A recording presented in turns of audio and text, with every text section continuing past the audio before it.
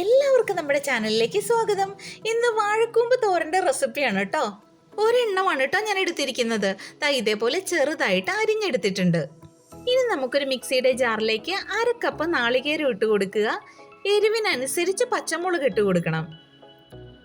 4 ചെറിയുള്ളി ഞാൻ ഇട്ട് കൊടുക്കുന്നുണ്ട്. 1 അല്ലി വെളുത്തുള്ളി ഇട്ട് കൊടുക്കുന്നുണ്ട്. ഇനി നമുക്കിതൊന്ന് ചതച്ചെടുക്കണം.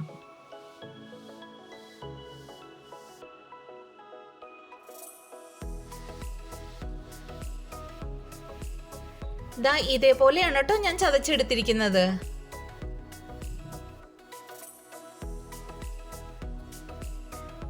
അരിഞ്ഞു വെച്ചിരിക്കുന്ന വാഴക്കൂമ്പിലേക്ക് 1 ടേബിൾ സ്പൂൺ വെളിച്ചെണ്ണ ഒഴിച്ചു കൊടുക്കുക. ആവശ്യത്തിന് ഉപ്പൂടെ ചേർത്ത് കൊടുക്കണം. 1/4 ടീസ്പൂൺ മഞ്ഞൾപ്പൊടി ചേർത്ത് കൊടുക്കണം. നേരത്തെ നമ്മൾ ചതച്ചു വെച്ചിരിക്കുന്ന നാളികേരത്തിന്റെ കൂട്ടിട്ട് കൊടുക്കുക. എല്ലാം കൂടെ നന്നായിട്ട് മിക്സ് ചെയ്തെടുക്കണം.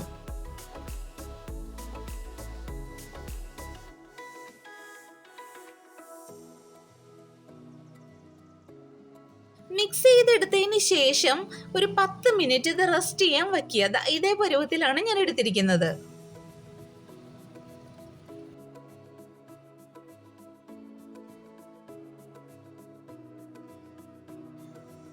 ഒരു ചട്ടി ചൂടായി വരുമ്പോൾ അതിലേക്ക് 1 ടേബിൾ സ്പൂൺ വെളിച്ചെണ്ണ ഒഴിച്ചു കൊടുക്കണം.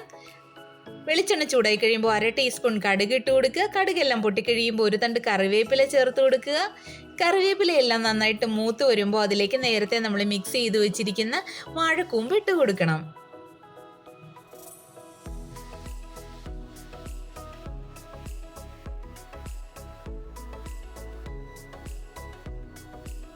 ഇതിലേക്ക് 1/4 കപ്പ് വെള്ളവും കൂടെ ഒഴിച്ചു കൊടുക്കുക. എല്ലാം കൂടെ നന്നായി ഇളക്കി യോജിപ്പിച്ചതിന് ശേഷം അടച്ചു വെച്ച് വേവിച്ചെടുക്കണം.